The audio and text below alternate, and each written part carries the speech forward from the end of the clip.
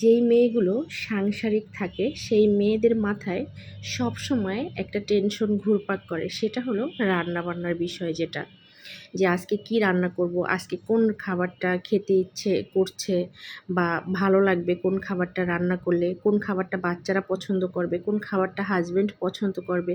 এই ধরনের চিন্তাভাবনা কিন্তু সব মেয়েদের বলতে যারা সাংসারিক মেয়ে সেম টেনশনটা কিন্তু আমারও হয়। প্রতিদিনই একই টেনশন যে আজকে কি রান্না করব। দেখা যায় ফ্রিজে সব কিছুই থাকে, মাছ থাকে, মাংস থাকে, তারপরে সবজি থাকে। তো চিন্তা করি কোন জিনিসটা দিয়ে কোন জিনিসটা রানলে মজা লাগবে বা বাচ্চারা খেতে পছন্দ করবে, নিজের কাছে ভালো লাগবে। এই টেনশনটা সবসময় একটা কাজ, মানে মাথায় কাজ করে। প্লাস হলো আর যতক্ষণে রান্নাবান্না না হয় ততক্ষণ একটা টেনশন কাজ করে যে কখন রান্না শেষ হবে। রান্না শেষ হলেই মনে হয় আমি একদম রান্নাবান্না তো একটু ঝামেলাই, তাই না? সব কাজের চেয়ে কিন্তু রান্নার কাজটা অনেক ঝামেলা। যদিও অনেকে পছন্দ করে এই ঝামেলা, আবার অনেকেই পছন্দ করে না। তবে আমার কাছে বেশ ভালোই লাগে রান্না করতে। মাঝে, মাঝে একটু বিরক্তও লাগে। তবে কিছু করার নাই, রান্না তো করতেই হবে। যেহেতু বাচ্চা, হাসব্যান্ড আছে, এদেরকে তো রান্না করে খাওয়াতেই হবে, তাই না? হাসব্যান্ড কিন্তু অন্য কারো হাতের রান্না খাওয়া একদমই পছন্দ করে না। বেশিরভাগ হাসব্যান্ডরাই দেখবেন নিজের বউয়ের হাতের রান্না পছন্দ করে, অন্য কারো হাতের রান্না খেতে একদমই পছন্দ করে না।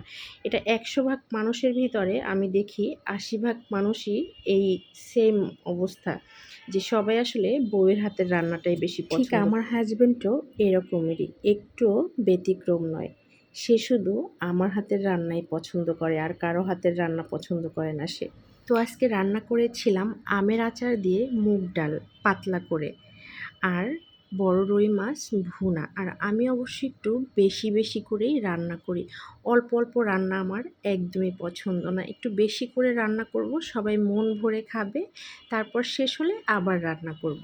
আর রান্নার পরে মাছগুলোকে সুন্দরভাবে তুলে নিচ্ছিলাম যাতে করে দেখতে সুন্দর লাগে। পরিবেশনটা যত সুন্দর হয় খাবারের স্বাদ তত দ্বিগুণ হয়, যেটা আমার কাছে মনে হয়। আর এখানে আরও রান্না করতেছিলাম গরুর বট। যেহেতু আমার বড় মেয়েটা কোনো মাছই খায় না, ওর জন্য রান্না হচ্ছিল গরুর বট। আমার হাজব্যান্ড শুধু মাছ খাবে, আর সে এই গরুর বট এটা সে পছন্দ করে না। সে ডাল আর মাছ হলো তার জন্য, আর মেয়ের জন্য হলো বট। আর আমি অবশ্য সব খাই, আমার সব খাবার, আমার খাবার দাবার আমি এত বেছে ঠেসে খাই না, আমি সব খাবারই আমার পছন্দ। তবে যেই খাবারটা আমার খেতে ইচ্ছে করবে সেটা খাই।